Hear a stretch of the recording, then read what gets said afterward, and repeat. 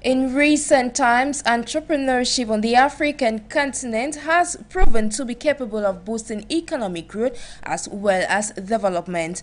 With a majority of African nations diversifying from traditional sources of income, entrepreneurship is increasingly seen as a key to continental growth.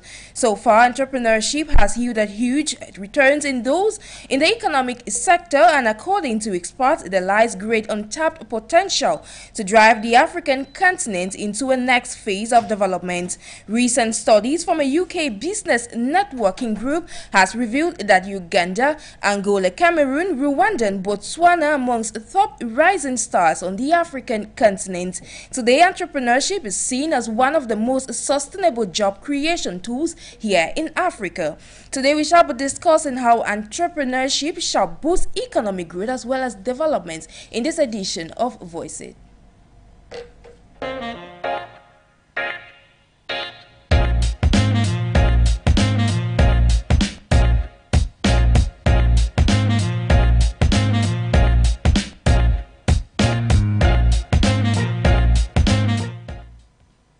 Hello, Africa and the world. You're welcome to today's edition of Voice It over For You Media, where we get to talk matters that are affecting the African continent. And today we are talking Africa entrepreneurship. How can it boost economic growth as well as development on the continent? And with me in the studio this afternoon is Dr. NGWANYAM. He is an entrepreneur as well as a political analyst. Good day, sir. Thank you very much, Sharon, and thanks for this topic. It's a wonderful topic. It's a great topic, and I hope that we'll be able to bring those things to our listeners that would help them, to really grow. It's a subject I'm very passionate about, and for those of you who have listened to me before, it would sound as if I'm repeating myself. But technically, if you were to leave from Douala, to Yaoundé, you have only one highway. You're going to drive on that highway. That represents the truth. So whatever I'm saying would be the same things that you've heard me say before. Probably I will reframe the concepts, give different examples, but the purpose is to help us to understand what we ought to be doing, how we should be doing it, and getting there. And I guarantee that if you do it, you would have some results. Thank you immensely. Definitely results are going to be made. Yes. We shall equally be having Fah Elvis Tayong. He is a political analyst and he's joining us all the way from the southwest region of Cameroon. If he's with us, good day, sir.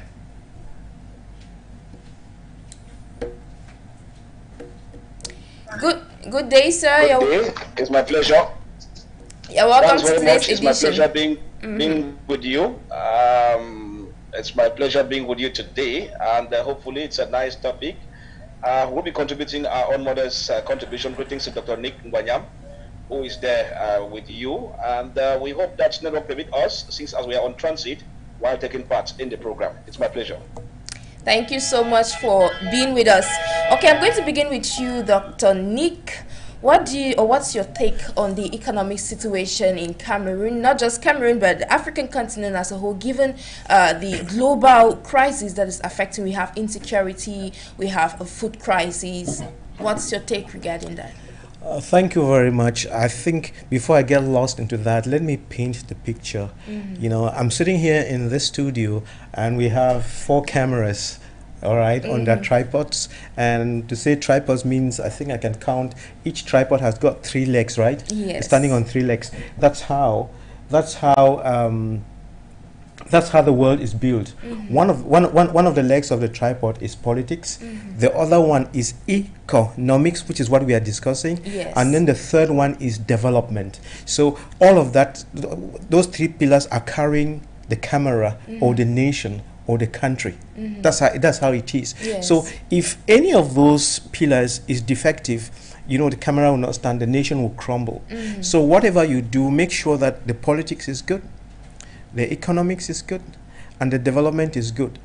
But the interesting thing is the engineering that goes into getting the 3 legs of the tripods working and being stable and being firm and being useful is education. Exactly. So you need a sound education to be able to have a sound politics, because politics, we are talking about the policies that make things happen, the brain that makes or the thinking that directs things to happen. The father of the house who makes things happen in his house according to his wishes. That's politics. Now, economics is how do you create wealth? How do you earn money? And how do you spend it? What are the mechanisms for creating wealth? What systems have you developed? Are those systems efficient? Are you spending more? Are you throwing away your money, or you are earning money? Are you efficient at what you are doing? Are you able to meet your needs? Are you able to pay your bills? All of that is economics. Do you have production mechanisms? Do you have industries? Then the third one is development, and we've talked about it before. And that when we talk about development as a whole, there is the part A to development and the part B to development. The part A to development is what everybody looks out for. When you travel to a new country, you want to see whether they have good roads, good hospitals, good internet, good electricity, good water, good communication systems. Do they have good houses? What about the urbanization? All of these things, school systems, all of these things constitute, the physical development. Yes. But the most critical element in all these three things that we have been mentioning is the human development, is the human person, because it is the human person that runs the politics, that does the economics, and then that does the physical development. So it's about human capacity development. That is the key, and that's where Africa is failing, and that's what we need more than anything else. And that particular aspect of it, what makes that work is education. So when you have the right education, then you train your youths properly to be able to deliver and produce, and then your youths will be able to do something that's very important. They will DIY, do it yourself. All right? You can be very rich, like we said last time. You can be as rich as those people in Dubai or in Saudi Arabia, as long as you are drinking tea and it's not your own children that are building your airports. You are not good enough.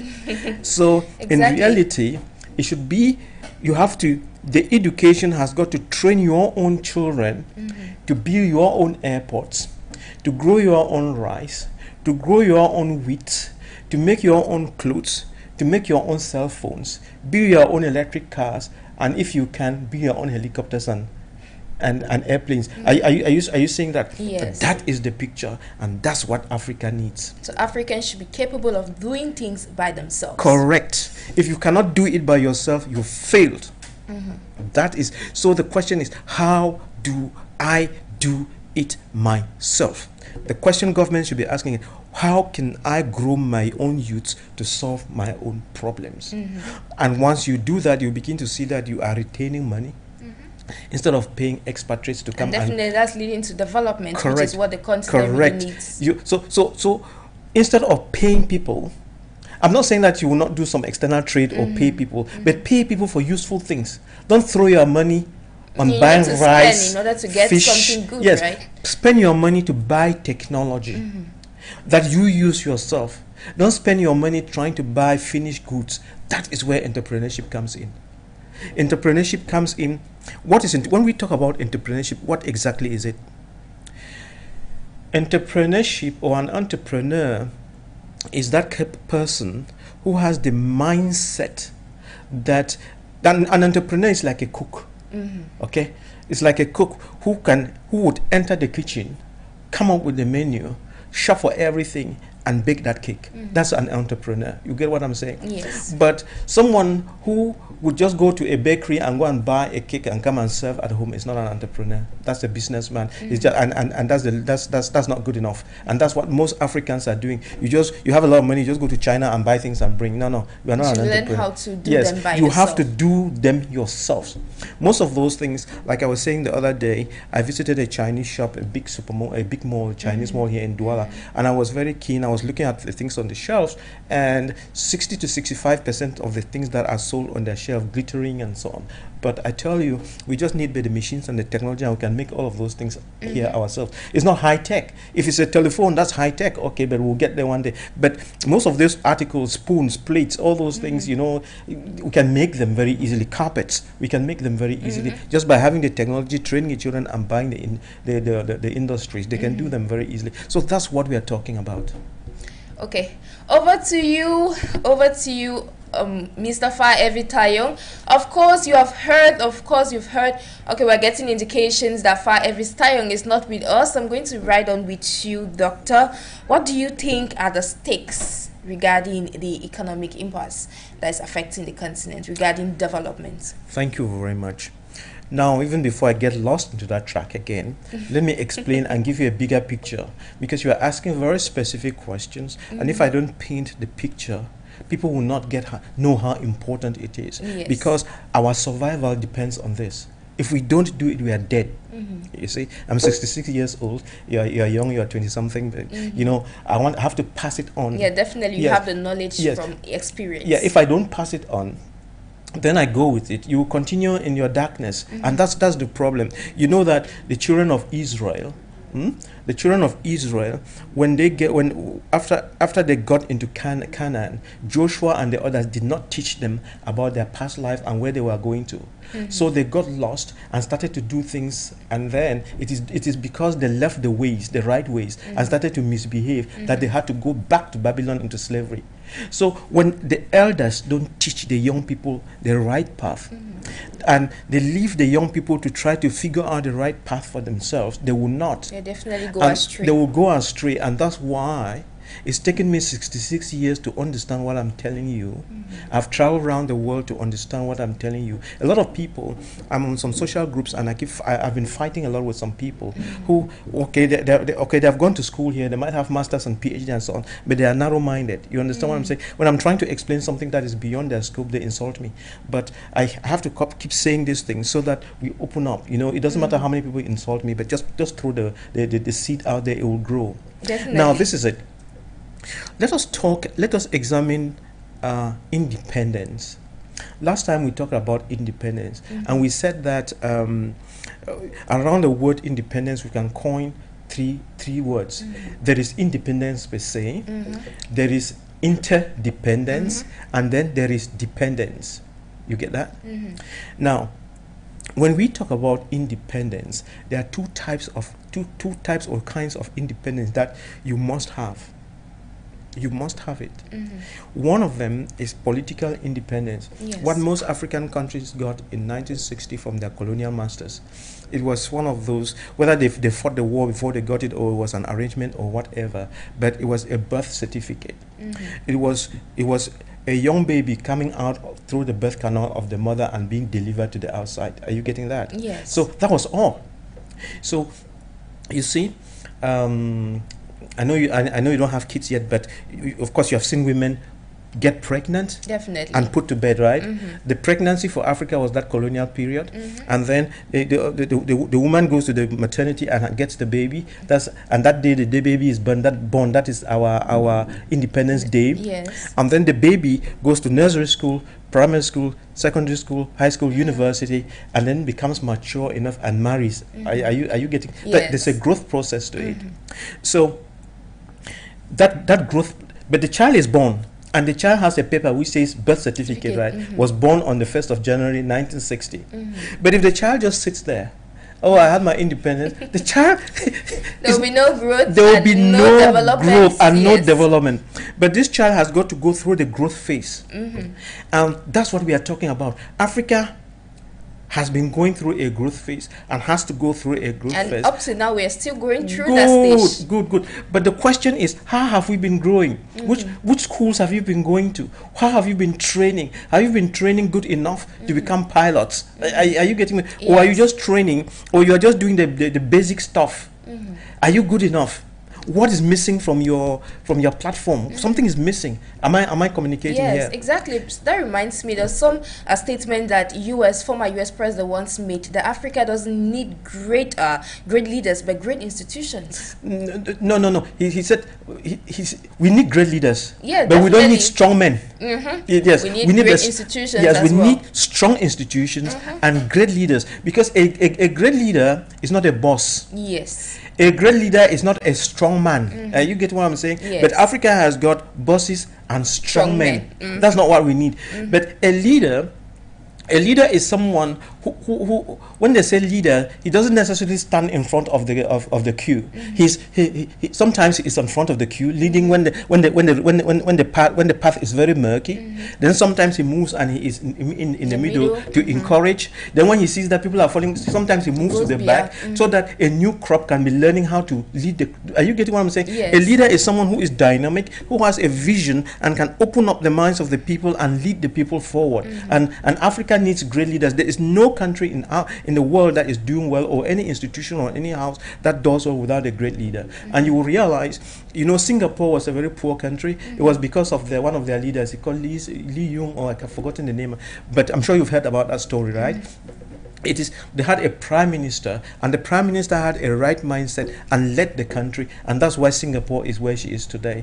And then when you even when you hear about China and the Chinese miracle, China was not like that 40 years ago. It's because of their leader. I think it was Mao Zedong or whatever. 40 years ago, he transformed 70% of their universities into polytechnics, and then he sent many of their youths abroad to America, Germany, to go and learn or steal technology. Are you getting what I'm saying? Yes. And they were disciplined enough to do what? To come back to China. Definitely. And start doing things, even if they were primitive, be doing things and so on. And then sourcing, looking for work from abroad to produce and so on. Which is what is not really true of our African brothers and sisters, because they always leave. Some of them don't really want to come back. Good. So the Chinese started, their goods were not perfect, but perfection comes with time. Yes. And now they are the world champions. Are you getting what I'm saying? Yes. And the Japanese did exactly the same thing.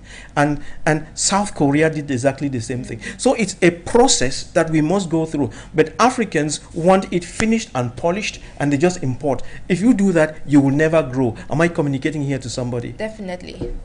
So the next question I'd like to ask you, an entrepreneur, you're in the field, what do you think could be done to close this gap between economics development in Africa? That's right. We were talking a moment ago about independence, right? And I said one of them, political independence is leadership and good management. Yes. And having the right policies and having the right mindset to drive a system forward. Okay? Now, you need that system to be able to know what you have to do in your economy so that it works. And I said there were two types of independence. The paper thing where the mother is born. And then the other one is economic independence. Economic independence is more important than what? Than political independence. It's very, very important. But that's what fosters the growth of a country. Yes.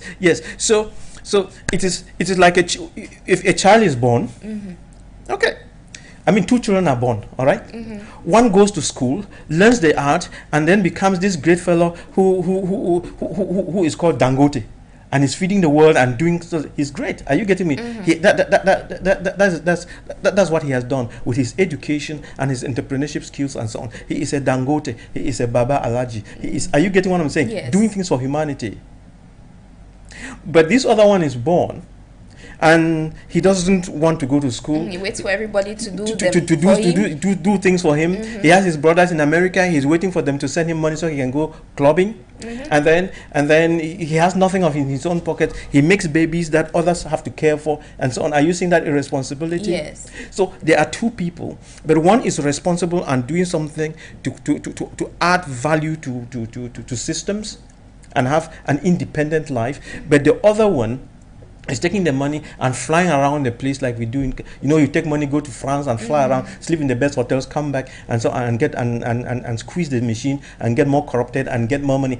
So you see, so yes. That is what African countries are doing. African countries are behaving like this prodigal son who took the wealth and went away. but it's about being responsible and doing what you have to do to solve your own problems yourself. That is the difference. If we don't do that, we are dead. The Chinese are going to buy over our land and buy over everything, buy our youth, and we become slaves in our own land. So away from economic growth, what do you think can be done in order to foster development here in Africa? Now, that's a technical one. yeah, it's how do we foster development in Africa? It's a big one. It's the mindset.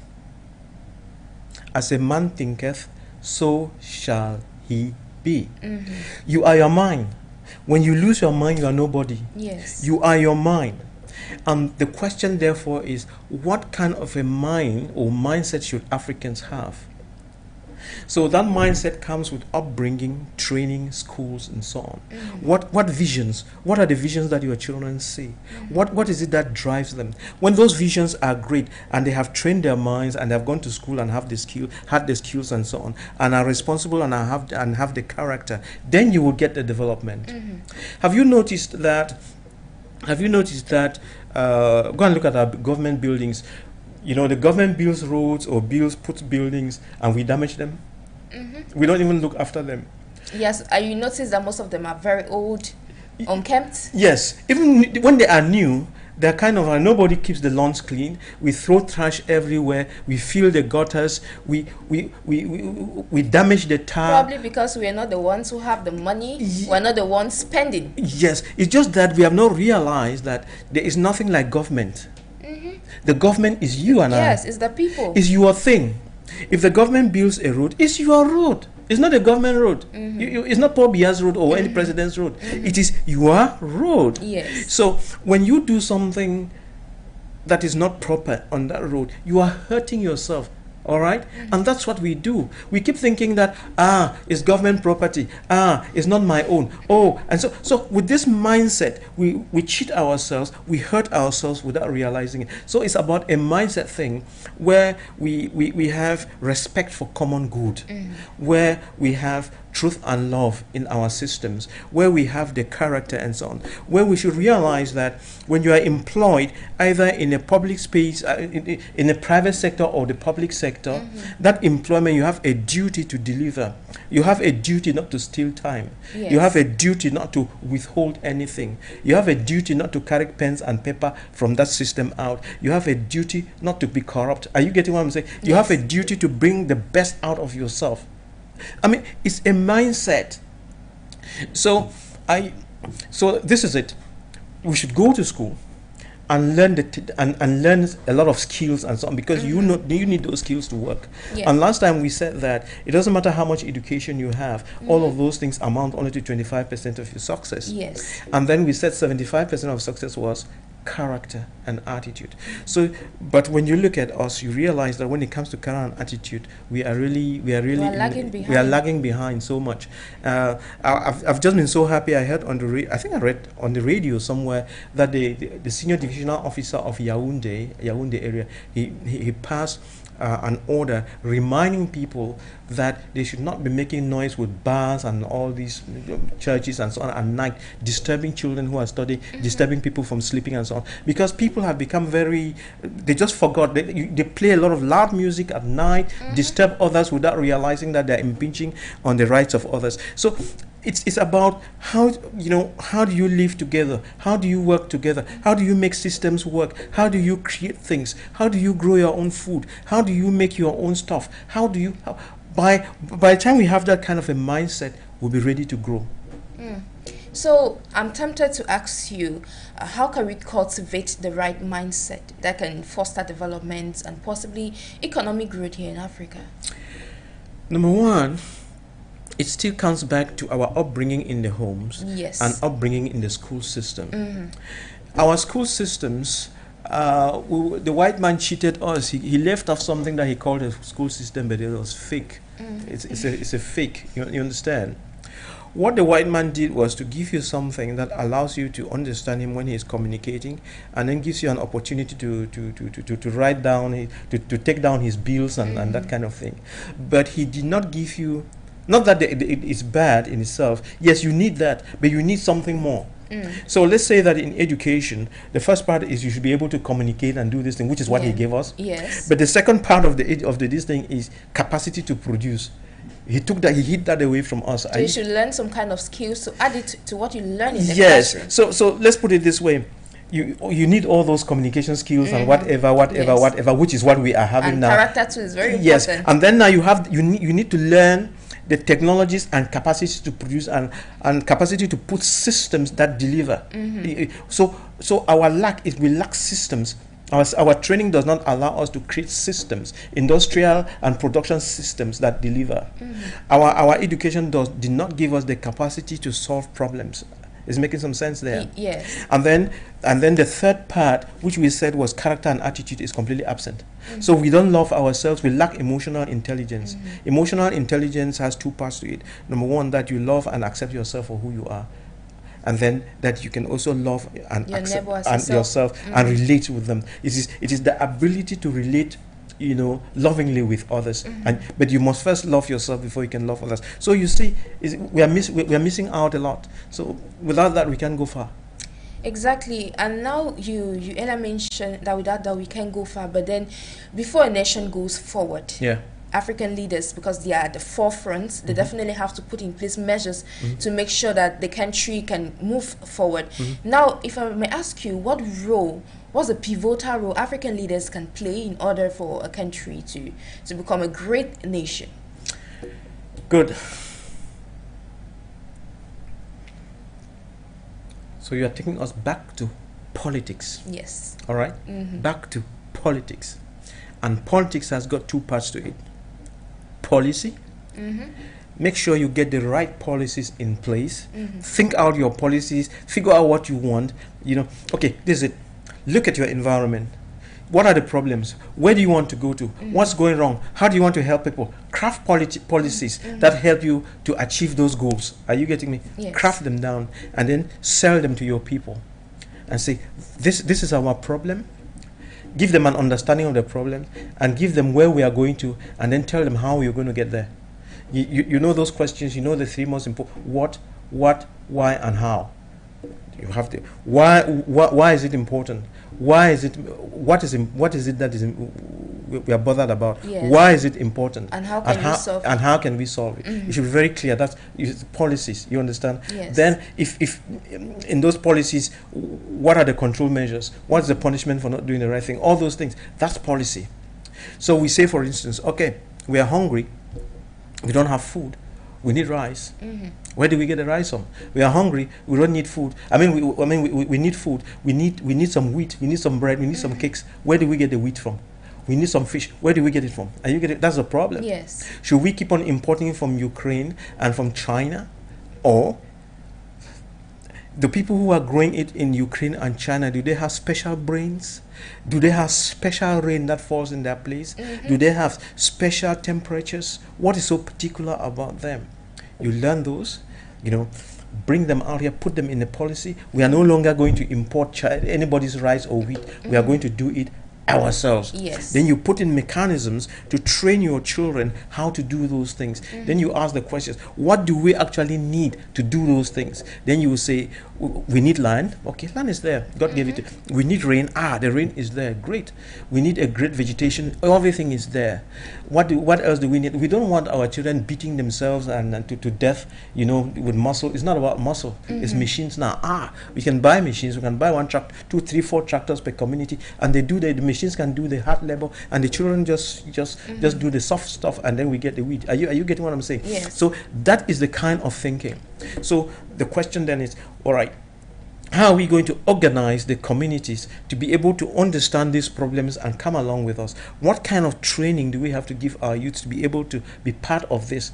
So you accompany the people, you lay it out, you show people what they have to do, lead them in teams, get people to fit where they think they have the best of capacities, make sure that you are giving them the best training, make sure that you are helping them with the logistics and everything. And then you just move the whole machine forward, and your problems are solved. That's the way we are supposed to be doing it.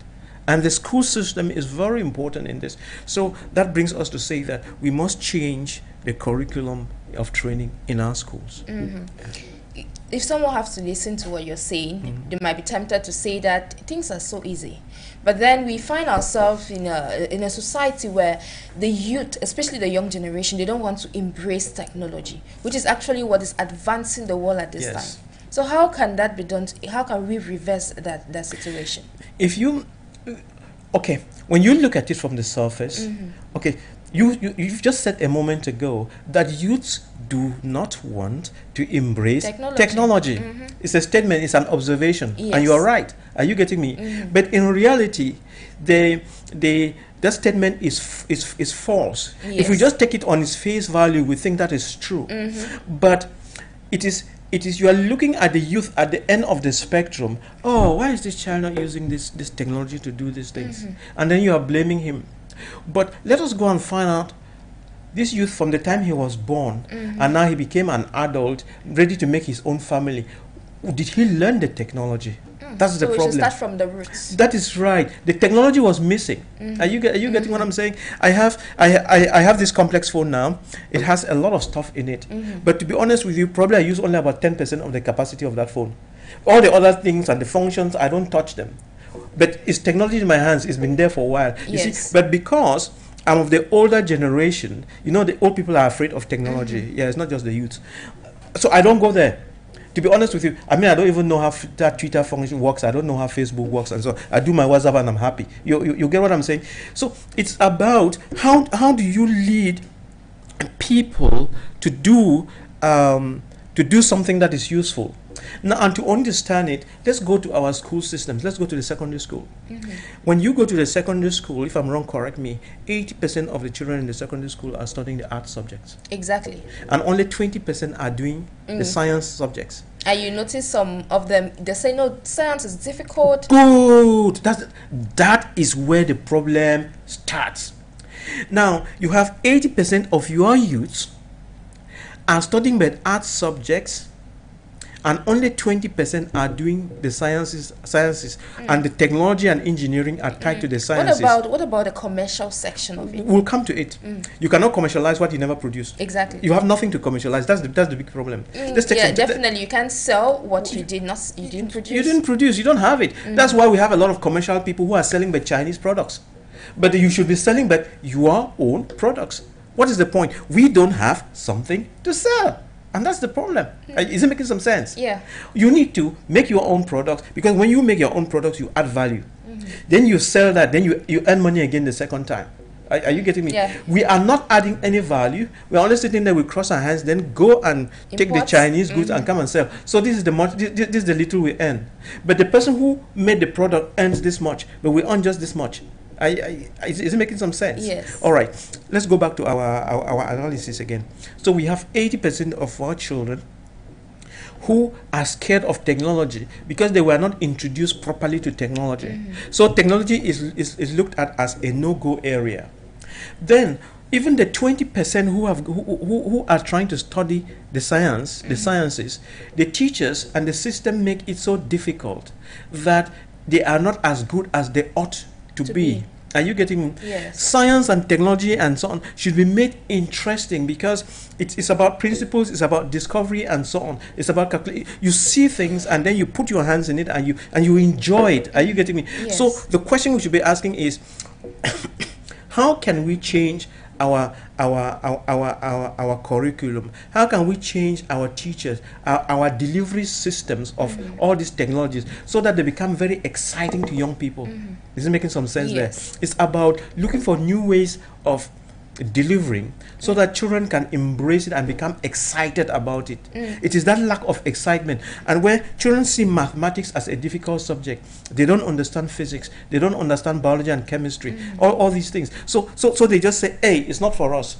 Is it making some sense? Yes. Now, then the few in our few school systems, there are no laboratories, so that even those of them who want to actually do the technology, there is nothing in the laboratory to encourage them. So they end up having head knowledge. At the end of the day, when they have gone to university, okay, they can tell you, they can spend the whole day telling you about this microphone. But they don't know the practical part of it. No. But if the microphone breaks down, they cannot fix it. But they can define. You understand what I'm saying? Yes. They can talk about it all day, but when they see it, they don't know that that's what they were talking about. That is where we have a problem, and therefore we have to craft a school system where we can switch around and get 80% of the children in our schools to be doing science, technology, engineering, and mathematics, and only 20% doing the art subjects. Is it making some sense there? Yes. Yeah. If we can get around to doing that switch, then we would have won. And also, we cannot do that switch if we don't correct the quality of our teachers, and if we don't correct the quality of our laboratories. That's what we need to do. But definitely, if we have to switch, we'll have to bear in mind that we are in the 21st century, and we cannot work, say, in the 21st century without applying tactics that would definitely fit this age. So what measures can be put in place so that our schools, our governments can see that in order to make things exciting, in order to make entrepreneurship what the continent actually wants, we should fit into context. You have to. It's not about trying to please the government. You understand? No, nobody is going to come to be begging you to please you so that you change. Either you change or you die. That's a strong one. Yes. Either you're. If you don't want to change, means you are not smart. Are you getting me? Yes. You have to realize that you have a problem. You have to ask yourself the question. Okay, we are talking about 80% of our students doing the arts. And all those students, when they finish, where are they? On the streets. Yeah, exactly. At the end, they complain of unemployment lack of job creation. Okay. And then they're going from office to office, thousands of them looking for jobs. And the question again, last time we were talking about this. I'm sure you have some relatives that have gone to America, or you've heard these stories. Yes. When you go to America to look for a job, what do they ask you for? Sometimes you have to wash dishes. Sometimes they tell you that you have certificates probably are not credible. Oh yeah, let's put it in a more dramatic way, and that's the way they do it. Or when you come, you have a pie. Oh, I have a BSc, I have a master's, I have a PhD, and I did research in this. They'll say, brother, they'll ask you for your practical. That is it. They have only one question to ask you: what years of experience can you do? Entre. In America, they don't ask you long stories. Yeah, they're more interested in the experience. What can you actually do? What can you do? Okay, you have those PhDs.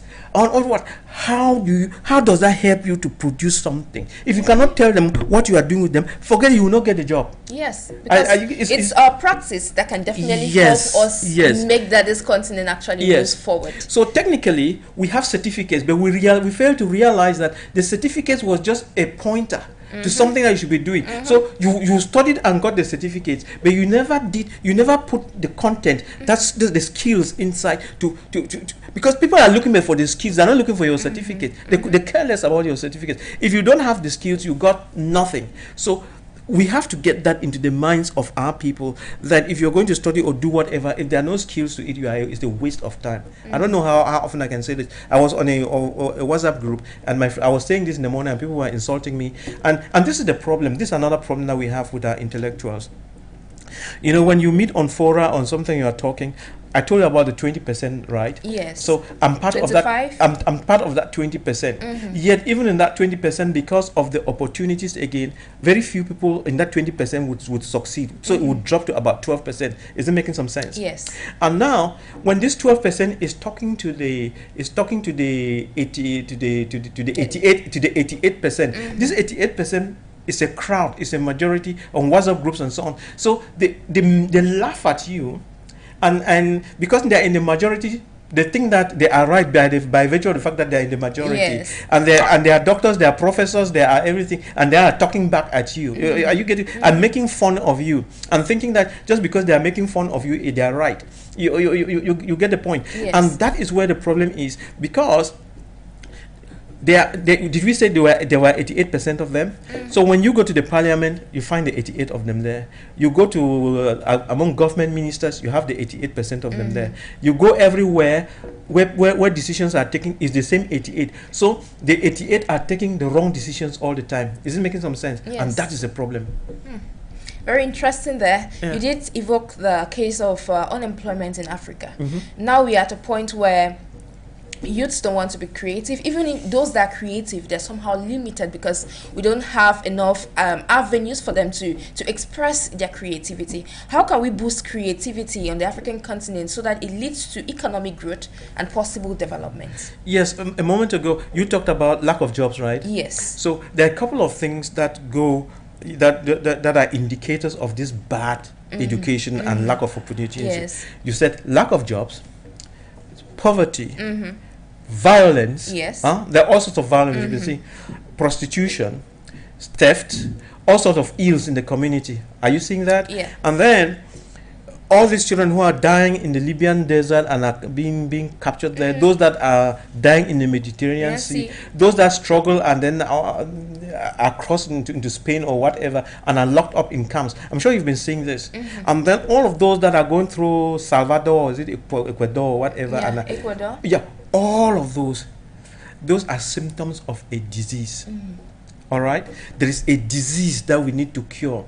So when you say the children actually lack creativity, but it is, yeah, you can say, yeah, it's a big statement. The children lack creativity. Yes. But let's look at it again. Those of them who have studied those art subjects, those 88%, where are the novels they have been writing? Exactly. Where are the novels? Because if they could coin it with some practice, then Yes. it's going to make some sense. Where are the novels they are writing? Where are the newspaper articles that they write? What exactly do they do? Are you getting what I'm saying? Yes. No, they don't do any of those. And to tell you that there is more creativity, there's more creativity in the science and technology field. That's where that's where the industries are. So you need to be able to study science, technology, engineering, and mathematics to develop a creative mind that takes you forward.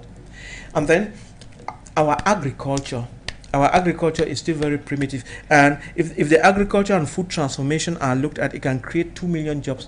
Like in a country like America, it can create 2 million jobs for youth every 2 years. So we have a lot of opportunities, but we are not looking in the right direction. Okay? So it is about taking those youths, those children, and grooming them and giving them the right skills and tools to be able to deliver. That's where it is. It is not the fault of the children. The children were put in the wrong molds. Yes. Are you getting me? The children were put in the wrong molds, and therefore the product that comes from the other end of the mold is not right. You know, before I came to the studio last night, I was just meditating. And you know, I try to use a lot of examples as I can. You've heard that story in the Bible of that we the human beings, we are clay in the hands of the master. Yes. And he can fashion you the way he wants, right? Have you ever been to a brick factory, or have you seen it on YouTube? Never been, but I think I know how to make blocks. Yes.